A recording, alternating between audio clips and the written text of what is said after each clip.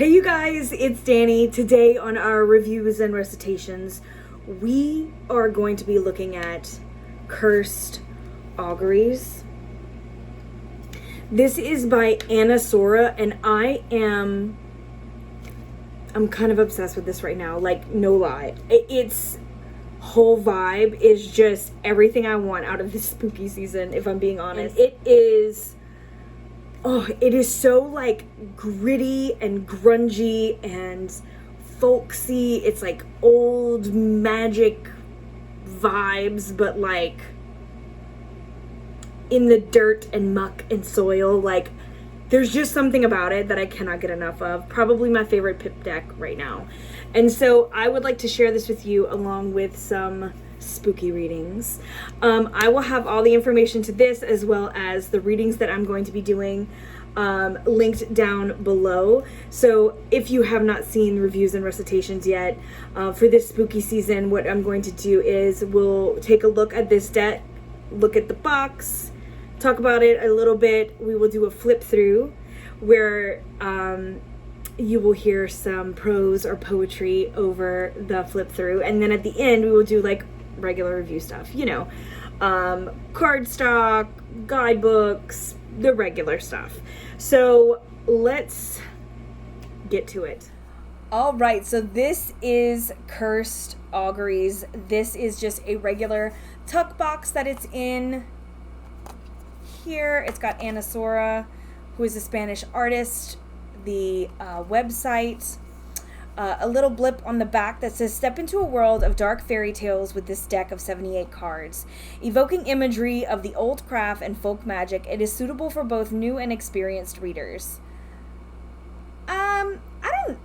Listen, who am I to say what new readers like or don't like? I don't know if maybe that's just a me thing. I don't know if I would have started with something like this just because it is so different than a regular tarot. So, take that in stride. It's not one that I would personally recommend for a new reader, but definitely someone who loves pips, who loves this kind of artwork. I feel like if you're an experienced reader, this would be perfect. But again, I'm no longer a new reader, so I couldn't say, but like I feel like I would have been intimidated and missed out on a lot if I would have started with something like this, but that's just me. That's just my 2 cents. Anyway, let's go in closer and we will take a look at this deck. So before we go into it, I want to read this to you guys. So it says, follow your intuition and go deep into the woods with this tarot deck that blends together the iconography from pagan tradition of the old craft and Christian imagery through the prism of folk magic. Use the deck's narrative to discover your very own storytelling and the interpretation of the metaphors built upon the cycles of life, death, and nature. A Poison Tree by Wiliam Blake. I was angry with my friend. I told my wrath. My wrath did end. I was angry with my foe. I told it not. My wrath did grow. And I watered it in fears, night and morning with my tears, and I sunned it with smiles and with soft, deceitful wiles. And it grew both day and night, till it bore an apple bright. And my foe beheld it shine, and he knew that it was mine. And into my garden stole, when the night had veiled the pole. In the morning glad I see my foe outstretched beneath the tree. Night Forest by Custis Angelus. The once welcoming forest is no more when night comes. The forest casts away her friendliness and instead clothes herself in darkness and fear. A night forest is dark and forbidding place, our eyes unable to see through the thick veil of dark. Only feeling the movements happening just outside our field of vision, the chirping of the birds ominous, the rustling of the wind malicious, the snapping of the twigs startling. Even the smallest of noise scares us. The once familiar trail is no more. The once familiar trees are all lost. Whoever enters the night forest will have to endure the grim atmosphere that she possesses. Beware of the night forest and her thick veils of darkness. It will not be the forest that welcomed you earlier, so enter at your own risk. When Lost in the Forest by David Wagner. Stand still. The trees ahead and bushes beside you are not lost. Wherever you are is called here, and you must treat it as a powerful stranger, must ask permission to know it and be known. The forest breathes. Listen. It answers. I have made this place around you, and if you leave it, you may come back again, saying, here. No two trees are the same to the raven. No two branches are the same to wren. If what a tree or branch does is lost on you, then you are surely lost. Stand still. The forest knows where you are. You must let it find you. Spellbound by Emily Bronte. The night is darkening round me. The wild wind coldly blow. But a tyrant spell has bound me, and I cannot go. The giant trees are bending, their bare boughs weighed with snow, and the storm is fast descending, and yet I cannot go. Clouds beyond, clouds above me, waste beyond, waste below, but nothing drear can move me. I will not, cannot go. From The Haunted Wood by Isaac McLellan.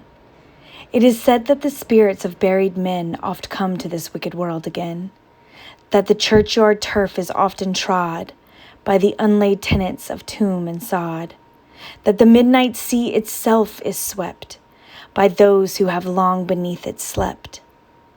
And they say of this old mossy wood, whose hoary trunks have for ages stood, that every knoll and dim-lit glade is haunted at night by its restless shade. Let's talk about this cardstock first and foremost, because I freaking love this cardstock. It is linen finish. It shuffles like a dream, you guys. Oh my god. Oh, are you kidding me? It's like butter. Oh, so freaking good. This deck also just smells amazing. Did I say that already?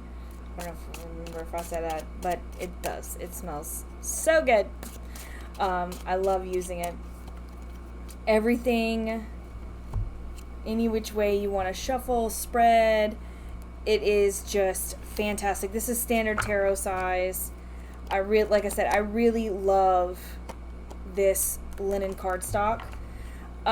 So let's kind of talk about the art and the artwork. So I know this is not going to be for everybody.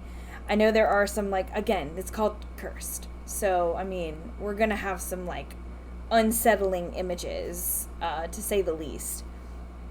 I personally love these, like, toads and all of the eggs and nails.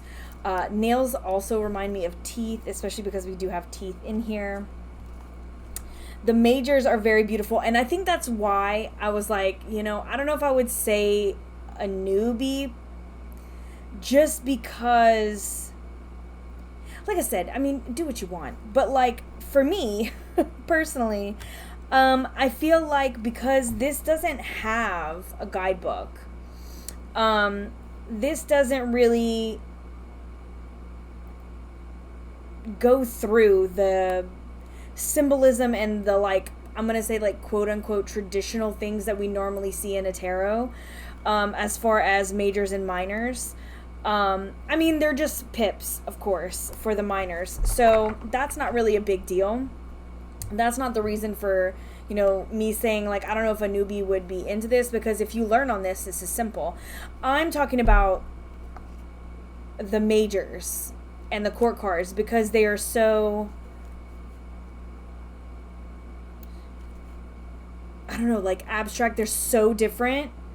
I feel like having an idea of tarot is going to be necessary. But again, that's my opinion. I feel like it would be necessary to, like, understand what's going on. And the concepts of kind of what's happening in the majors, as well as just kind of giving an idea of the minors as well, because we don't get very much. I mean, we have the same figures in each of our suits. Our queens are all, well, this is temperance, but our queens are all the hare. Our knights are these snakes.